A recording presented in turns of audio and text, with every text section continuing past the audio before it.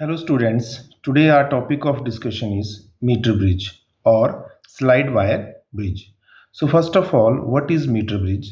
Meter bridge is a practical form of Wheatstone bridge. So बेटा जो कुछ भी हमने Wheatstone bridge के बारे में पढ़ा था in the previous video, उसका जो practical form है that is called a meter bridge. अब इसको मीटर ब्रिज क्यों बोलते हैं? इसको बेटा मीटर ब्रिज इसलिए बोलते हैं क्योंकि इसमें जो वायर हम यूज़ करते हैं उसकी जो लेंथ होती है वो 100 सेंटीमीटर मीन्स के 1 मीटर होती है। Next, why it is slide wire bridge. Slide wire bridge इसलिए इसको बोलते हैं क्योंकि इसके ऊपर एक वायर होती है, उस वायर के ऊपर हम जॉकी को स्लाइड करते हैं। That is why we call it a slide wire bridge. So metre bridge is a practical form of bridge. Next is the principle, as I have told you that it works on the principle of balanced Wheatstone bridge, क्योंकि ये उसी की ही practical form है। तो जब भी Wheatstone bridge balance होता है तो ये उस प्रिंसिपल के ऊपर बेस्ड है। अब बेटा Wheatstone bridge कब बैलेंस होता है? Wheatstone bridge तब बैलेंस होता है जब resistance of 4 arms become equal and no current flow through the galvanometer, that is Ig equal to 0. ये हमने प्रीवियस वीडियो में करा था। अगर किसी ने नहीं देखा बेटा तो वो आपने पिछली वीडियो देख लेनी है।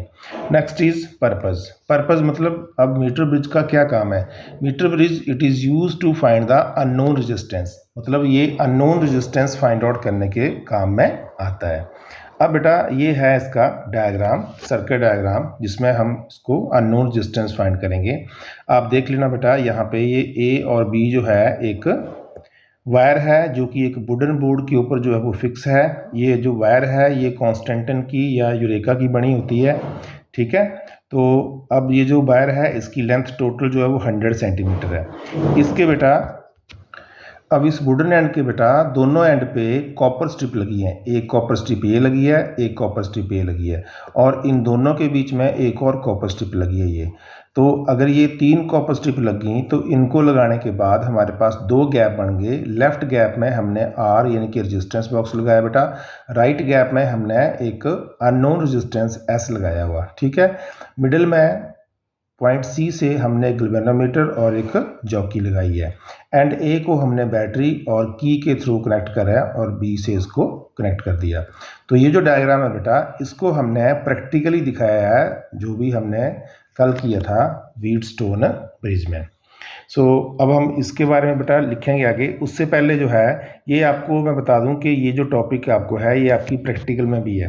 तो प्रैक्टिकल अगर आप ये लैब में करते हो तो उसमें एक पॉइंट आता है that is checking the connection. इसके कनेक्शन आपने कैसे चेक करने हैं कि जो आपने यहाँ डायग्राम बनाया है या जो आपने प्रैक्टिकली लैब में इसको कनेक्ट किया है, जैसे मैंने अभी कनेक्ट करके बताया, तो ये सही है कि गलत है। बेटा कनेक्शन चेक करने के लिए आप क्या करोगे, की को क्लोज करोगे और यहाँ से कोई डिज़ायर्ड वैल्यू ऑफ रेजिस्टेंस जो है वो निकालोगे।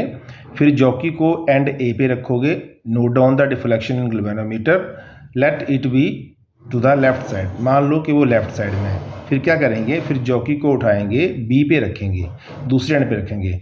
तो अगर जॉकी को बी पे रखने से अगर गैल्वेनोमीटर की डिफ्लेक्शन बेटा रिवर्स होगी, इसका मतलब है कि जो हमने कनेक्शन लगाया है वो सही है। मतलब जो गैल्वेनोमीटर की डिफ्लेक्शन है वो रिवर्स होनी चाहिए। मान लो ए पे रख के लेफ्ट गई तो बी पे कहाँ जानी चाहिए, राइट में। ये है checking of connection. Next is the working और द मेन पॉइंट।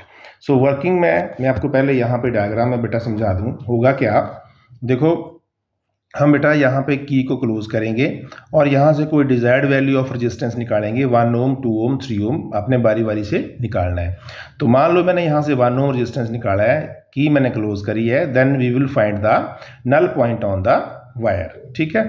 जब हम नल पॉइंट फाइंड करेंगे बेटा, तो मान लो कि 1 ओम के लिए हमारे पास जे के ऊपर जो है वो नल पॉइंट आ गया। तो नल पॉइंट आ गया, इसका मतलब ये हुआ बेटा कि इस टाइम जो जितनी भी वैल्यू ए से लेकर जे तक बनी, जिसको मैं एल बोल रहा हूँ, ठीक है, वो कुछ भी हो सकती है, 40, 30, 35 कुछ भी हो सकती है। ए से लेकर जे तक जो वैल्यू बनी, जितनी भी उसकी लेंथ बनी, वो रेजिस्टेंस और बाकी जितनी बची जे से लेकर बी तक जिसकी वैल्यू आई 100 माइनस एल, ए से लेकर जे तक जितनी रेजिस्टेंस बनी और जे से लेकर बी तक जितनी रेजिस्टेंस बनी, इन दोनों की रेशो और ये आर और एस की रेशो बेटा ये सेम होगी, यानी कि इस स्टेज पे व्हीटस्टोन ब्रिज जो है वो क्या हो गया, बैलेंस हो गया। और उसी का प्रैक्टिकल फॉर्म ये मीटर ब्रिज है। तो इस टाइम जो है वो इस वायर की जो है वो अननोन रेजिस्टेंस आपके पास आ जाएगी। अगर आप देखो जब इसमें ये बैलेंस पॉइंट आएगा तो ये बेटा उसी फॉर्म में बन गया, ये चार आर्म्स इसकी बन गई। एक आर्म की वैल्यू आर है, दूसरी की एस है, एक की एल है और एक की 100 माइनस एल है। तो ये पूरा डिट्टो जो बेटा पूरा मीटर ब्रिज जो है वो आपके पास व्हीटस्टोन ब्रिज ही है। सो वर्किंग में देखेंगे बेटा क्या आएगा। सो वर्किंग में लेट इसको थोड़ा सा डिफाइन करते हैं। Let G equal to galvanometer जो मैंने लगाया है यहाँ पे, जिसका आपको नहीं पता लग रहा है, तो जे जो है वो जॉकी है, आर रेजिस्टेंस बॉक्स है, एस जो है वो अननोन रेजिस्टेंस है, सी एस जो मैंने लिखा है दैट इज कॉपर वायर, और जो A B equal to 100 centimetre यानी कि 1 मीटर की जो वायर है that is made up of manganin और यूरेका। अच्छा बेटा ये जो वायर है ये मैग्नेन की क्यों होती है? क्योंकि इस वायर का जो टेम्परेचर कोफिशिएंट ऑफ रेजिस्टेंस होता है वो वेरी स्मॉल, मीन्स के वैल्यू ऑफ अल्फा फॉर मैग्नेन और कॉन्स्टेंटन की भी हो सकती है, उसके लिए ये वैल्यू जो है वो वेरी स्मॉल है। तो अगर वैल्यू इसकी वेरी स्मॉल होगी तो it means there resistance do not change with the temperature. तो इसलिए जो है वो हम इसकी जो वायर है इसको इस्तेमाल करते हैं। व्हेन की के इज क्लोज, तो जब हम की के को क्लोज करेंगे and take some resistance from resistance box R, resistance box से कोई रेजिस्टेंस हम निकालेंगे, then we will find the null point. Null point मतलब जब वहाँ पे जिस स्टेज पे आपका ये जो मीटर ब्रिज है वो बैलेंस होगा। So let it be at J, जैसे मैंने आपको बताया कि जे पॉइंट पे मान लो आपका जो है वो ब्रिज बैलेंस हो गया। सो अगर बेटा जे पॉइंट पे बैलेंस हुआ तो इट मीन्स ए से लेके जे तक मान लो मैंने लेंथ एल मान ली, तो बाकी रिमेनिंग लेंथ जो बनेगी J B that is equal to 100 minus L.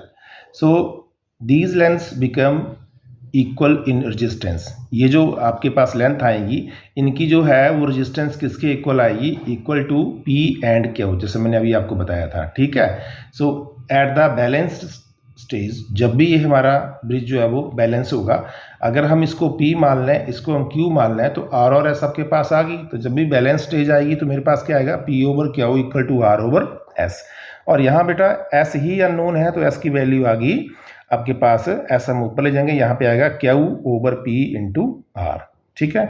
Late R with resistance पर यूनिट लेंथ, सो अगर R रेजिस्टेंस पर यूनिट लेंथ है सो AJ की वैल्यू क्या बनेगी बेटा? AJ की वैल्यू बनेगी P इक्वल टू RL और JB की बनेगी Q equal to R into 100 minus L, ठीक है। क्योंकि R पर यूनिट लेंथ है, टोटल लेंथ यहाँ L है तो टोटल रेजिस्टेंस आ गई। यहाँ भी R रेजिस्टेंस पर यूनिट लेंथ है, ये टोटल लेंथ 100 माइनस L है, R इंटू 100 माइनस L। तो ये जो AJ है that is equal to P, JB that is equal to Q।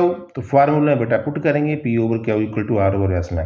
तो जैसा मैंने यहाँ अभी आपके ऊपर फाइंड आउट करके बताया, S की value Q over P into R।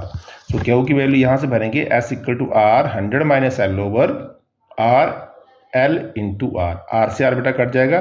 So finally we have the unknown resistance that is S equal to 100 minus L into R.